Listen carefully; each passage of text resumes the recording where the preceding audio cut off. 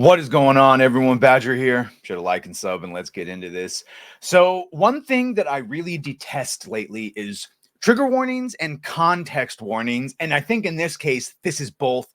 Famously, we had Blazing Saddles, which had a very obnoxious light-skinned black woman, not only explain and patronize, womansplain, if you will, what parody and satire is, but also the context of who made what and when, because everyone is such an idiot now with no emotional or media literacy or intelligence or any of that shit.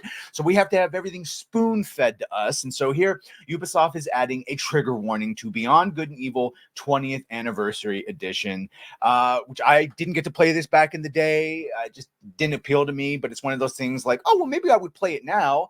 And this isn't actually going to stop me, because the fun reason this is getting a trigger warning is because they didn't change anything. So, as reported by YouTuber Vera Dark, the newly released Beyond Good and Evil 20th Anniversary Edition, so 2004, not that long ago, actually, even if it's 2 decades. God, I'm old, turning 40, dude. It's 39, but might as well be 40. My point is that, like, man, we were more progressive back then than we are now. The trigger warning states, here, before I actually get to that, all points. Here's Vera. Make sure to give her a follow. It's her tweet exposing this, saying, I love buying games and seeing trigger warnings saying there's harmful content as soon as I open. That probably means it's going to be entertaining. So that would just make me buy it all the more. A lot like when they tried to put those parental advisory on music and other things, and then people started putting fake ones just because it made their album actually sell.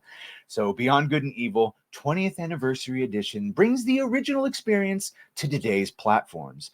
The story and gameplay remain as they were when the game launched in 2003.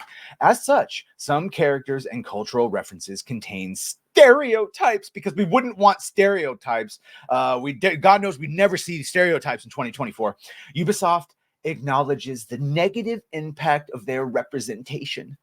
So I guess not all representation is good, huh? Much like in the game itself, we keep on learning about our world, our games, and the stories and representations within them. If only there had been a consultancy company to do a sensitivity reading back then. But this all brings us to the point of almost a lot like when you say the F word or the N word, you make everyone think of the word anyway. And in some case, you probably should have just said the word instead of making everyone make it bigger than what it was.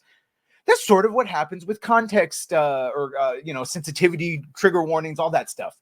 And this is an analysis from 2023, found that warnings had no effect on the affective responses to negative material or on educational outcomes. However, the warnings reliably increased anticipatory effect. In other words, all you are doing, you're not stopping anyone from becoming triggered or upset. In fact, all you're doing is preemptively making them upset and filling them with anxiety and anticipating the affront wherever it may be. And then oftentimes when it does come to the thing, there was, wait, that was it? That was the thing that we got a warning for? It's something that most people wouldn't have either been offended by or picked up on to begin with. That the researchers added findings on avoidance were mixed, suggesting either that warnings have no effect on engagement material or that they increased engagement with negative material under specific circumstances.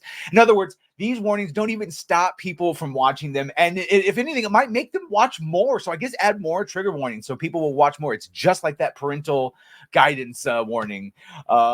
So because I did miss this one, Beyond Good and Evil was developed and published by Ubisoft back in 2003 for PlayStation 2, Xbox, GameCube, and PC. So I had just gotten my first Xbox, and I was playing Knights of the Old Republic and all those first gen and Halo. That's why I missed that one, even though it said it was for Xbox, so I could have gotten it. I was too busy with Knights of the Republic. The story follows Jade, a photojournalist and martial artist, as she uncovers a government conspiracy involving the Alpha Sections, an organization responsible for protecting the planet from alien invasions. With the help of her best friend, Uncle Paige, whatever, I'm sure you'll roast me for that. She teams up with the IRS network, a resistance movement, to expose the truth. I mean, and look, a strong female character with agency. Oh boy, before anyone forced them. The game, the creator of Rayman, 30 people. Look at that. Yeah, behind the project. All right, so they didn't change anything. That's the trigger warning. Everyone loved it, and I will be liking it, I guess, since they didn't change anything, which means I might find some of the jokes funny. Anyway, yeah. Are you like me? Are you like the people now where you see a trigger warning, you think, oh, maybe it's actually good?